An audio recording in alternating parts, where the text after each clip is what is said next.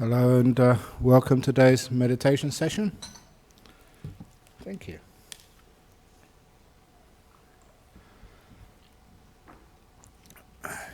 So just the usual announcements, first of all. For those who are coming to the Introduction to Meditation class, series of 4 sessions, and it's, this month being run by Dennis, that will be held in the room to my right. And over here we're doing the ongoing meditation, where people who have meditated before can actually take the meditation a little bit deeper. And when I was last week over in Indonesia, I was mentioning a lovely little technique for meditation. It doesn't change what you've been doing already, but it just makes it a little bit more deeper. And also it makes it very simple. And that is applying a little story which I wrote first of all in the Opening the Door of Your Heart book about the Emperor's 3 questions. I quote it very often. And that Emperor's 3 questions I've been using for meditation teachings as well. Those of you who don't know, now the most important time, the most important thing to do is to care, and the most important thing is the person right in front of you. And in meditation, the thing right in front of you is whatever meditation object is right in front of your mind in this moment, right now. That is really important. Sister, you have to come up to the top here. This is Sangha. So please, up here. Yes, come on, out of respect for the place. That's much better. Very good. You deserve. Very good. And so, the thing right in front of you, whatever your meditation object is the most important. For example, that you have like sleepiness, you're dozy. People's mistake in meditation is they don't think that is important. They try to get rid of it. They try to overcome it. They try and discard it. And that is what causes the sleepiness to last. You're wasting energy. You're not being mindful. You're trying to get rid of something and go somewhere else. And it's not letting go. Or you may have like a thought in your mind, and you try and get rid of the thoughts. You don't give them importance because you think that something else is more important, which means you're doing something, trying to get rid of something, and that is why the thoughts go on and on and on and on. You may later on in the meditation, you may be seeing the breath, and you want another deeper object, such as these beautiful lights which appear in the mind. And then your breath is not the most important object, it's something in the future. It destroys your meditation.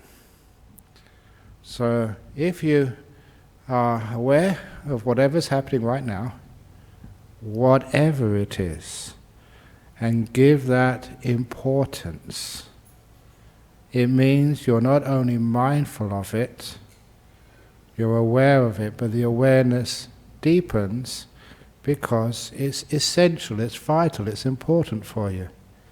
Things which aren't important for you, things which you try and get rid of, it diminishes the amount of mindfulness you give on it. You're not really paying attention to it because you're trying to get rid of it, which is why we don't understand it. A good example is with thinking, which is one of the biggest obstacles to people.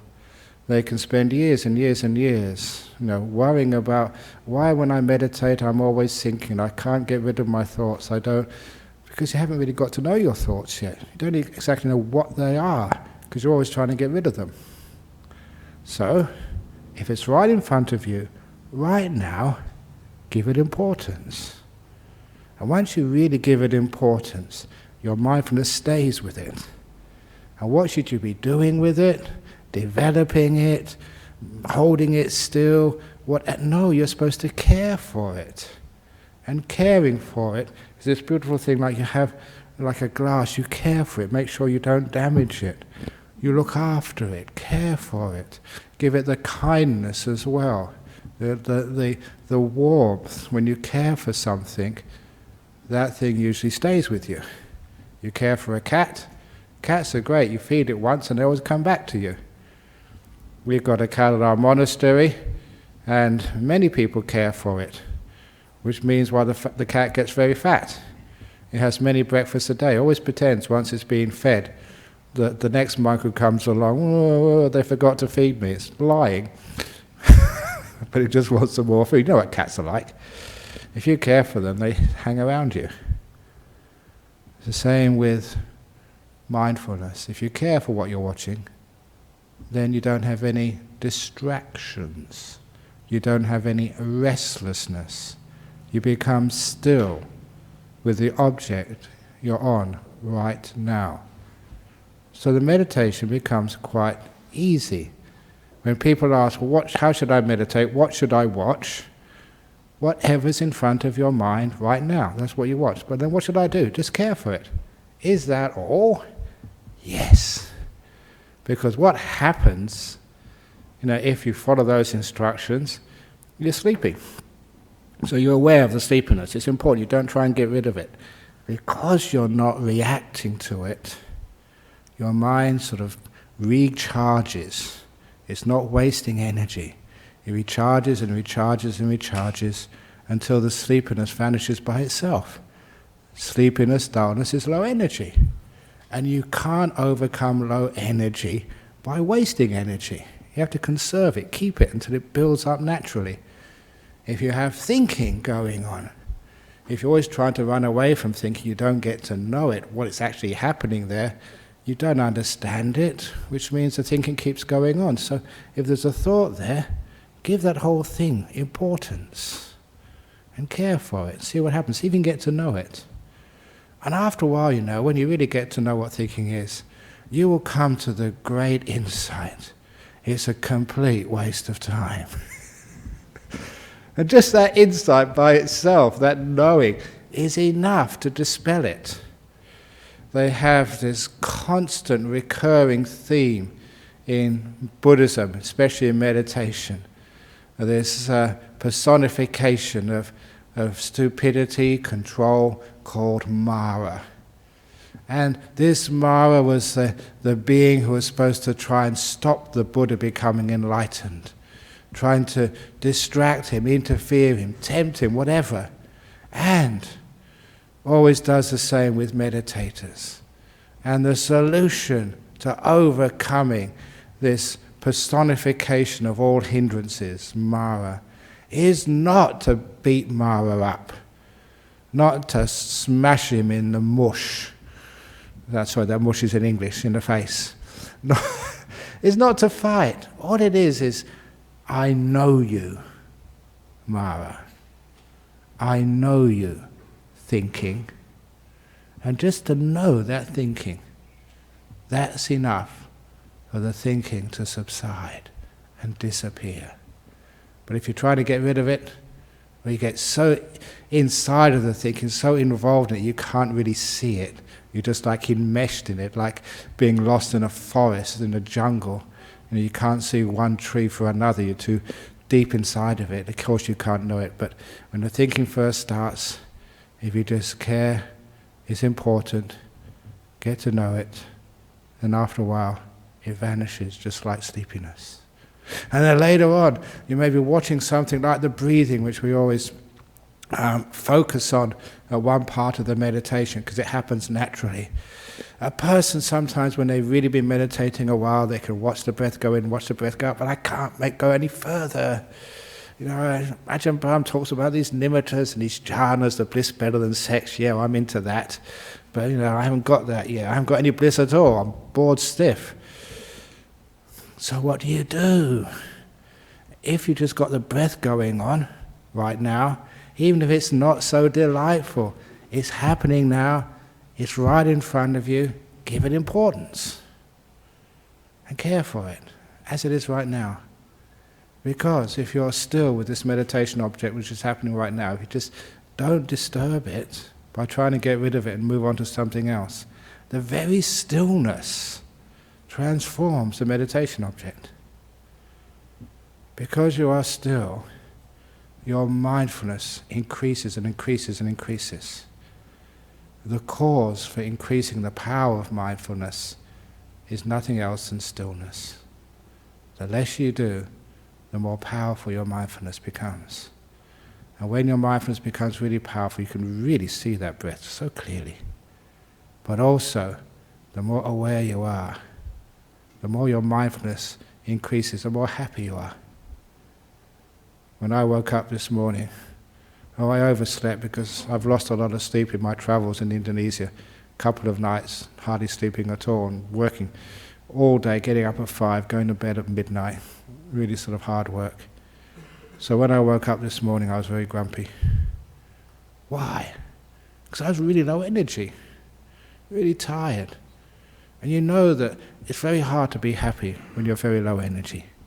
But when you start getting your mindfulness coming up, be still, energy starts coming back, you can see more, you can be more clear. When the mindfulness increases, so does your happiness. So when you're actually mindful of something like the breath, you don't try and get rid of it. It's the most important thing in the whole world. Stay with it. And then your awareness increases, you see more of the breath, and also you become happier. The delightful breath happens that way. And you're still with the delightful breath, you're not doing anything, not going anywhere. If this is what's in front of you right now, the delightful breath, it's the most important. You're not looking at nimittas and jhanas, enlightenment, psychic powers, whatever happens next. You're just focused on what's happening right now. This is important right now. The only thing you ever have is the most important, whatever's right in front of you. You're just caring for it. And of course, the bliss gets so strong that after a while you can't see the breath anymore. You see the incredible, beautiful lights. And if you're seeing beautiful lights, like somebody said last night, they got to a stage and their lights look like a movie. That is actually a stage in the meditation, which I know really well in those early days. Yeah, you actually lost, the feelings of the body, and the mind is making up scenarios. Like a movie, it's usually not very exciting, but so quite delightful.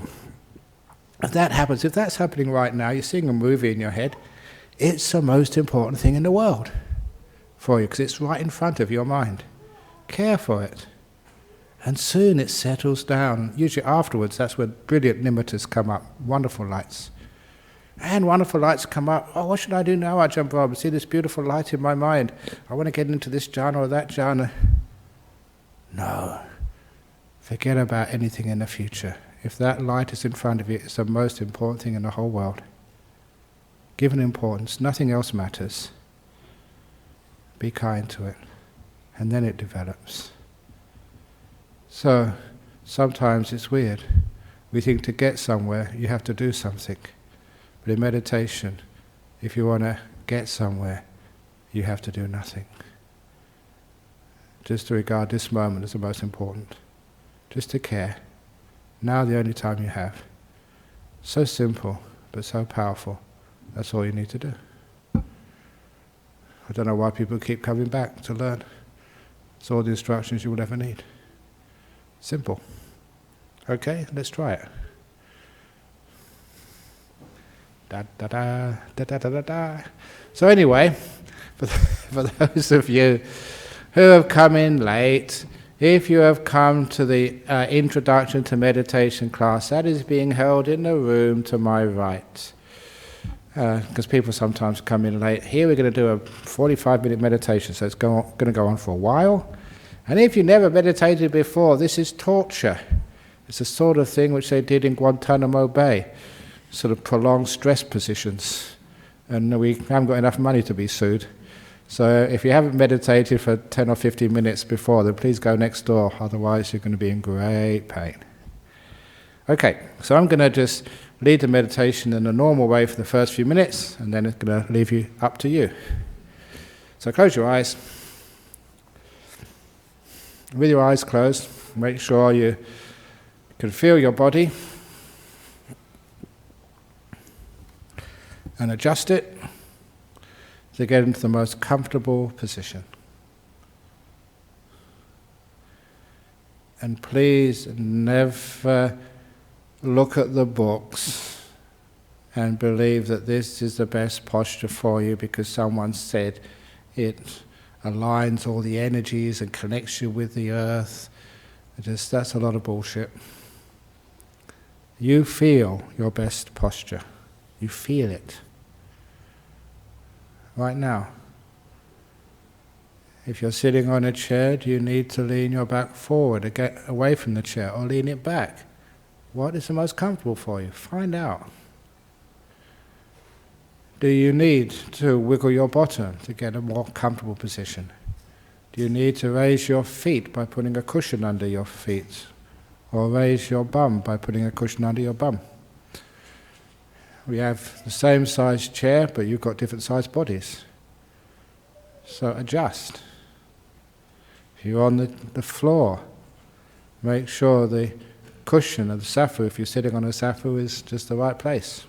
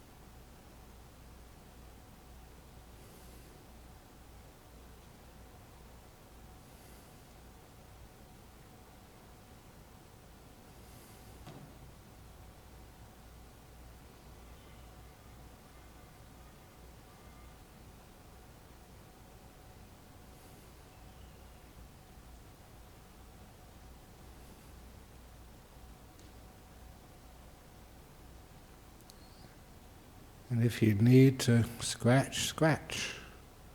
Cough, cough. Don't try and control your body. Instead, be kind.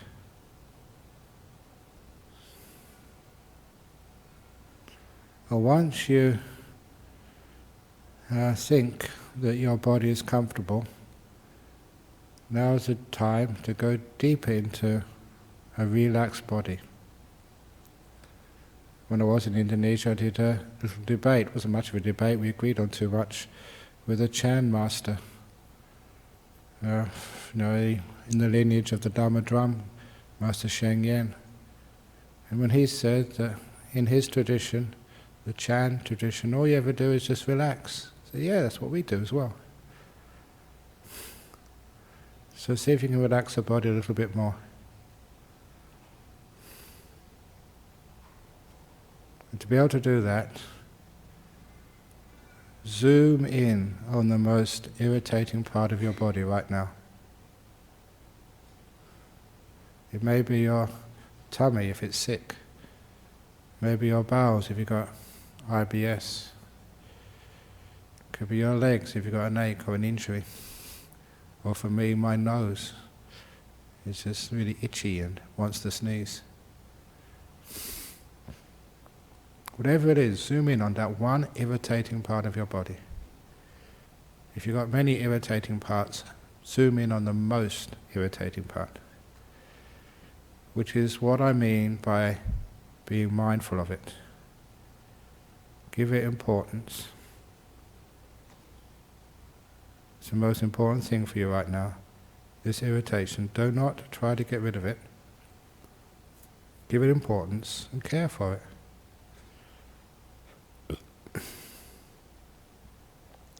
At the very least, you get to know it. When you run away from things, you don't really understand them. Get to know it, care for it, and your awareness will be able to give you feedback, like I say every week, gives you feedback, so you know whether that irritation is getting worse or getting better. If that's what you're focusing on, you will soon learn. It's learning. You learn how to ease irritations in the body.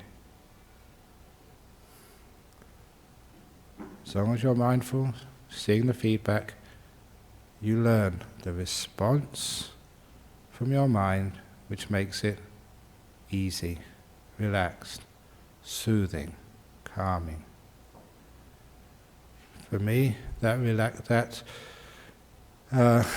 attitude of mind is kindness, letting it be.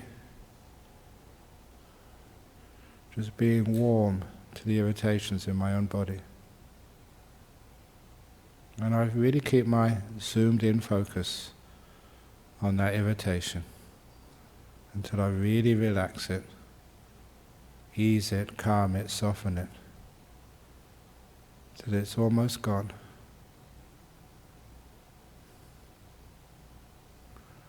So for me, I'm focusing just on my nose and calming down this itch, which is a precursor of a sneeze.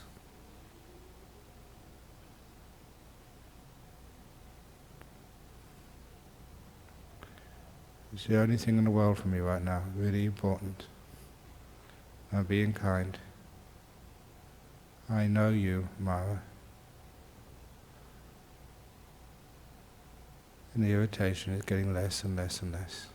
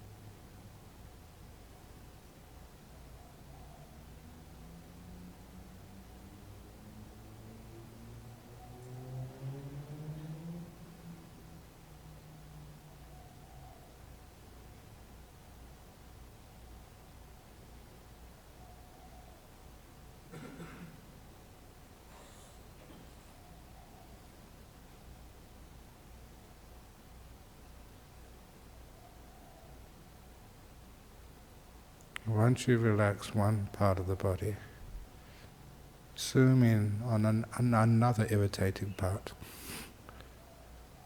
So you really need to look after this body and relax it really deeply.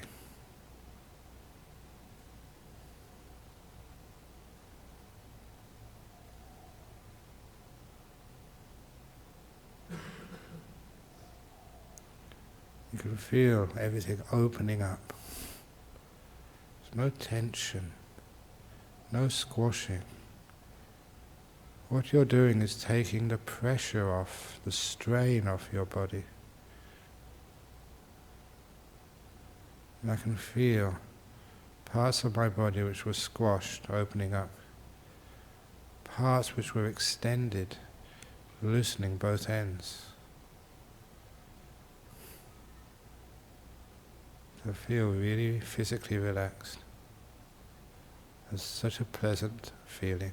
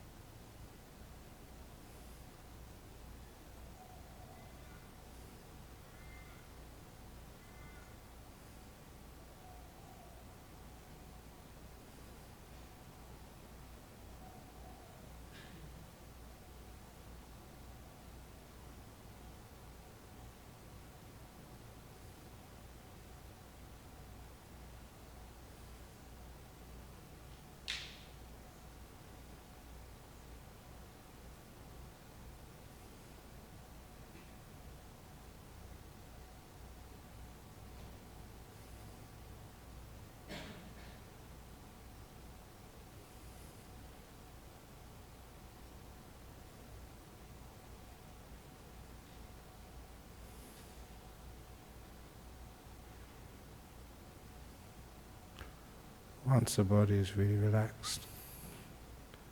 So when I turn over to the mind, how peaceful is my mind? If there's still thoughts going on, that means I need to just relax my mind. And I'm mindful of just how peaceful or how agitated I am.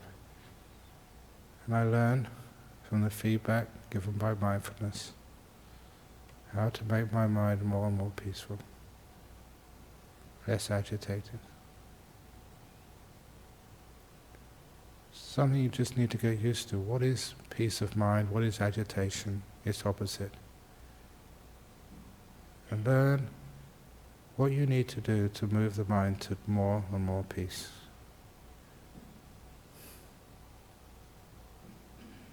One of those things which leads to more and more peace is what I mentioned at the beginning. Whatever you are aware of right now, whatever it is right now, now is the most important time, is your meditation object. It is the most important thing in the world for you. Regard it as important and care. And see what happens. So I'm now going to be quiet.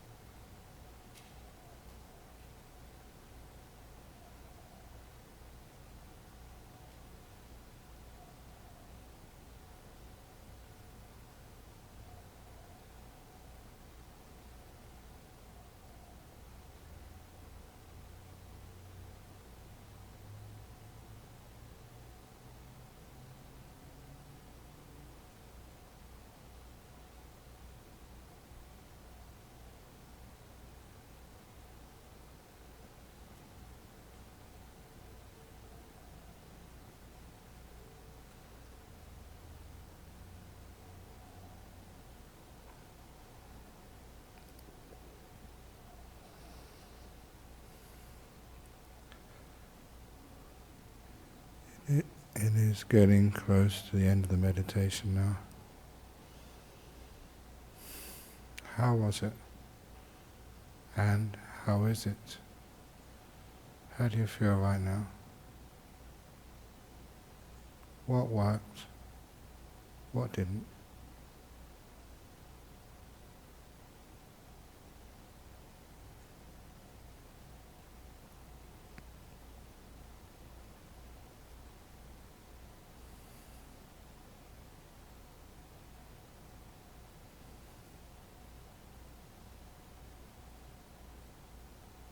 I will now ring the gong 3 times.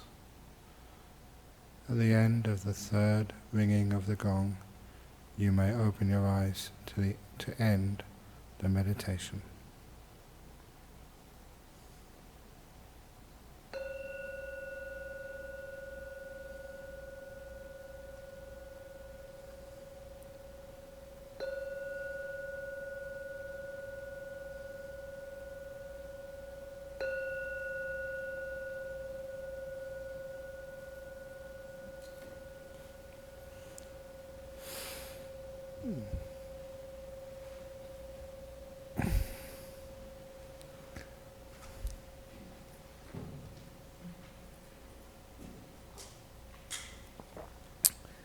Okay, so see if there's some questions.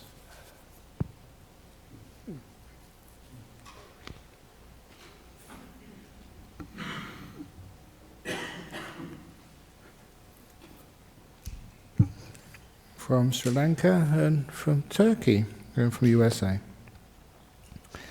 Dear Ajahn Brahm, here we go again. In the context of meditation, what exactly is right effort? Generally, effort implies the use of some force or will. However, you advise not to run after things and just wait in a moment. Thank you.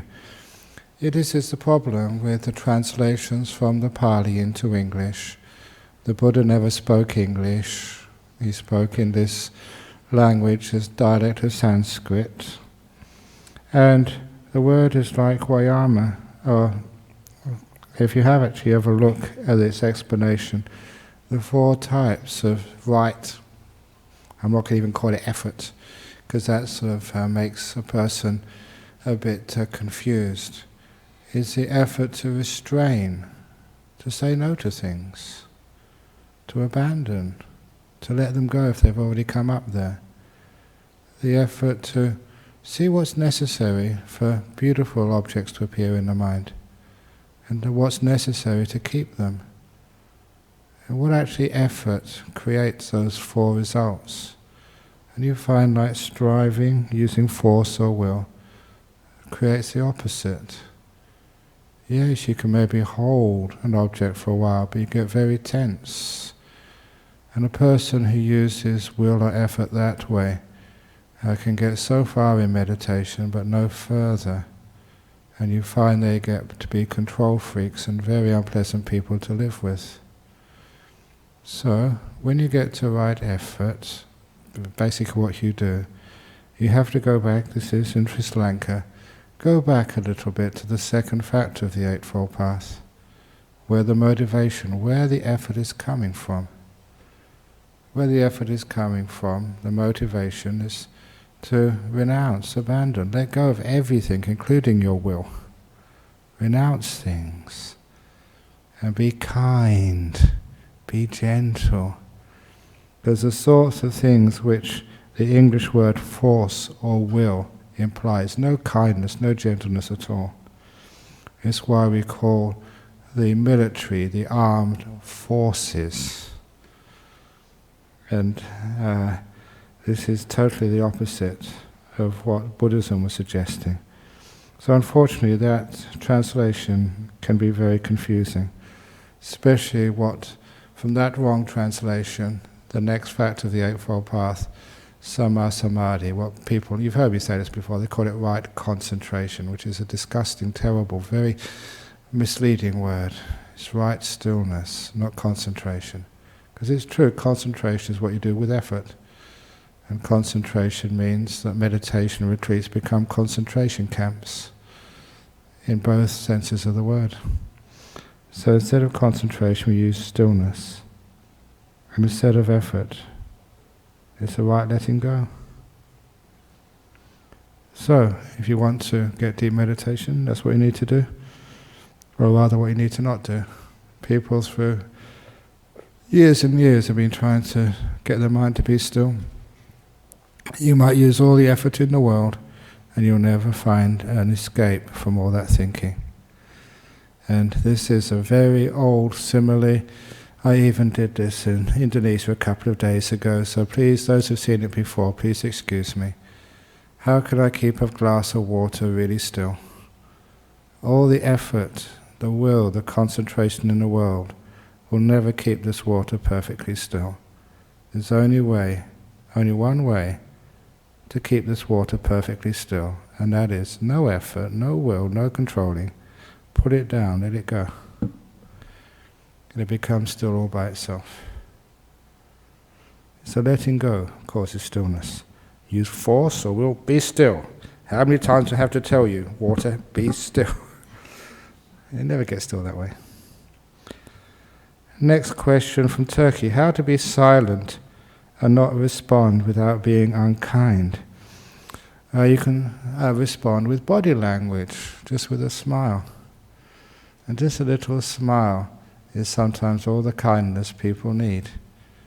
So you don't need to respond to people with words, because usually words are very difficult things, and quite often we say the wrong words. I often mean to say one thing and say another, or I say a word and I intend it to carry one meaning and people misunderstand me and it says another meaning. So words can be almost have a life of their own. When they're in your brain and you think about them, they sound great. But somehow or other, when they go through your mouth and into somebody else's ears and gets processed, it means completely opposite of what you intended. That's why words are just very dangerous things.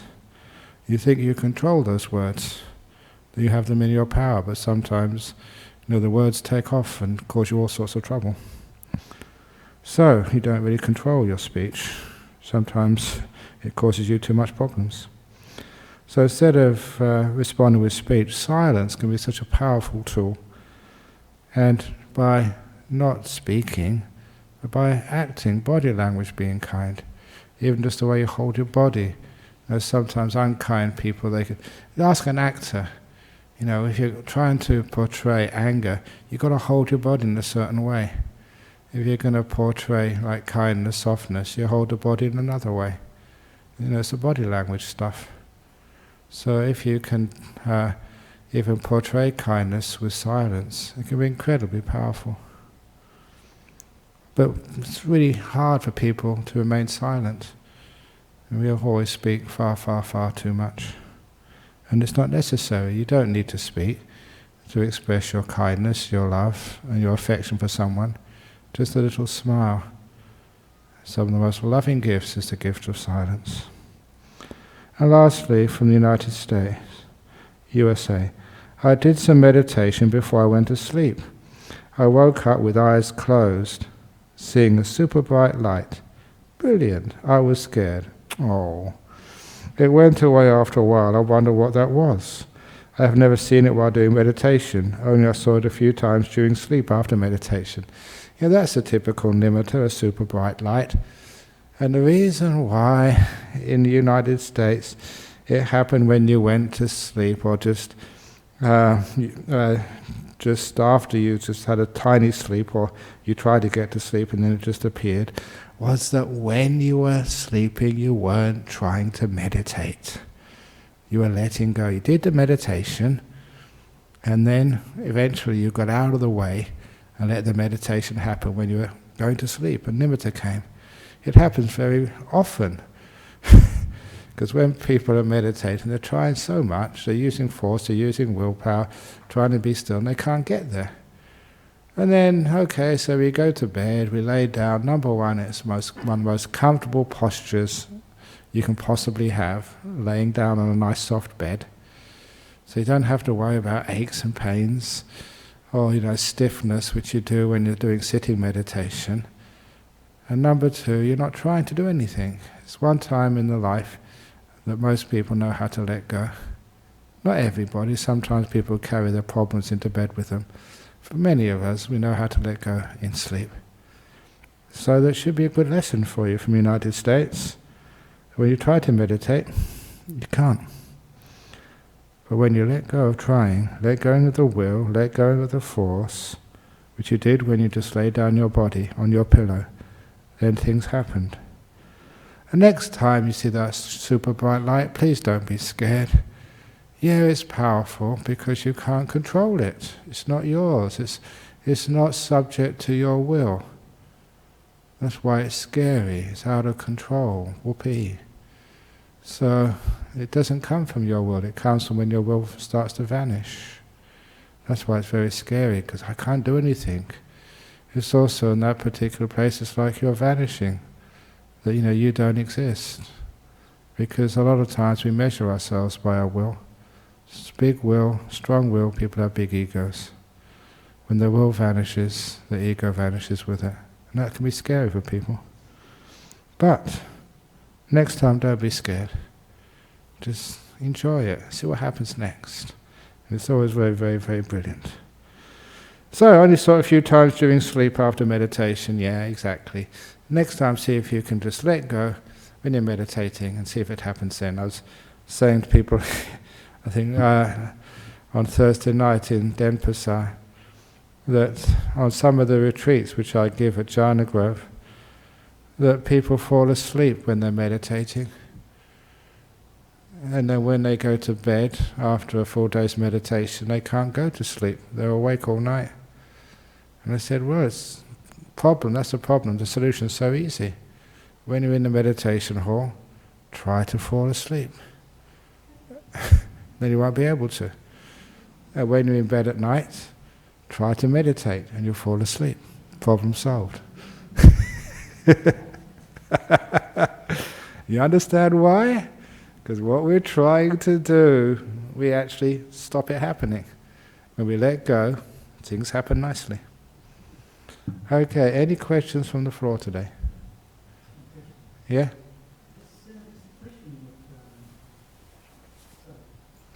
It's a question of, say, like who we are. We say we let go.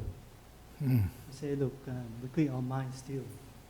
And I think that would say, we talk about like we are the passenger and looking for the bus driver in deep meditation. Eventually find that there's nothing, there's no one there. So who actually are we? Who actually makes the decision? Say, look, I let go, I want to relax. But is that emptiness the same? No, exactly. That's a very good question, and the answer is very scary because it's not you. The only reason you can meditate like this is because I brainwash you to do so.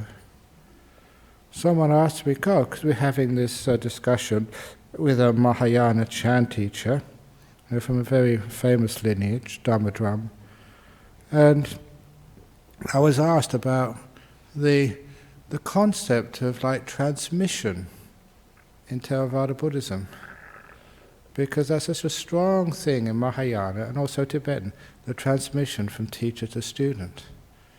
So do you have that in Theravada? You bet we have. I've just been giving transmission to everyone here. It's not in some formal ceremony. It's just by the words, by the teachings, by the example. There's new ideas, and not even ideas, much deeper than an idea. A different way of approaching something is actually put into your brain. Brainwashing, conditioning, if you want to call it that, but it really works. Because why do I teach like this?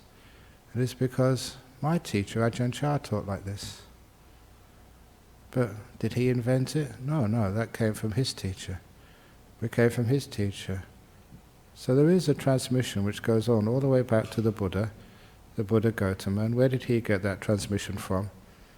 If you look at the Gatikara Sutra, you find that Gautama Buddha, the person signified by the image behind me, was a monk under the previous Buddha, under Kassapa. So he got it from Kassapa. So they all go back, endlessly. It says, from master to disciple. That's the only way you can let go, because you can't let go of yourself.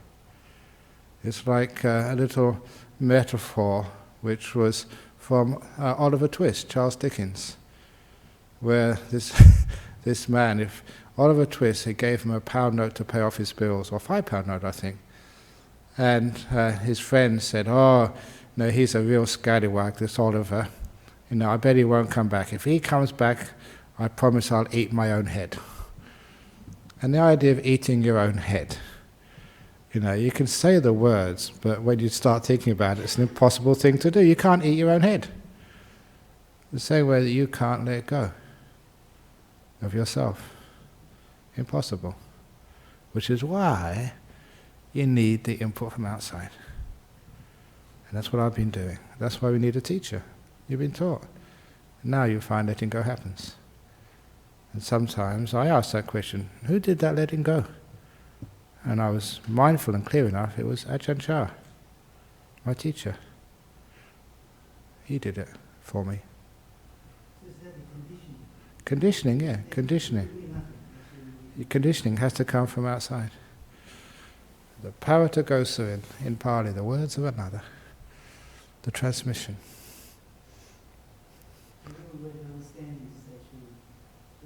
Yeah, after a while it just happens. And sometimes you say, who did that? I didn't do it. I wasn't there. It wasn't me. You know who did it? My teacher did it. It occurred in my mindfulness, my awareness. And then, so who did it for Ajahn Chah? His teacher. Goes all the way back. So anyway, a nice question. Obviously you probably don't understand a word of my answer, but one day you will. Unfortunately, you've got no choice now. You've been transmitted upon.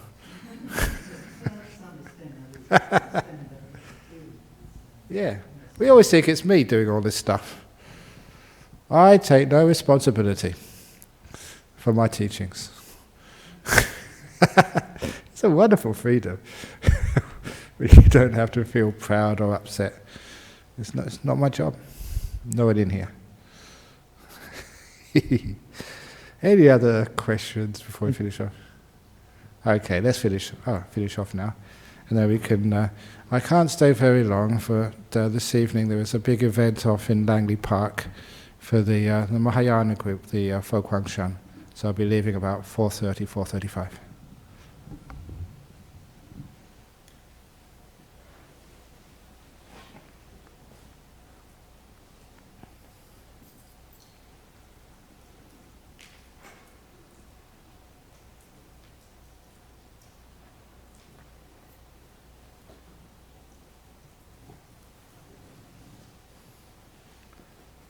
You're doing the Kalyanamitta group tonight.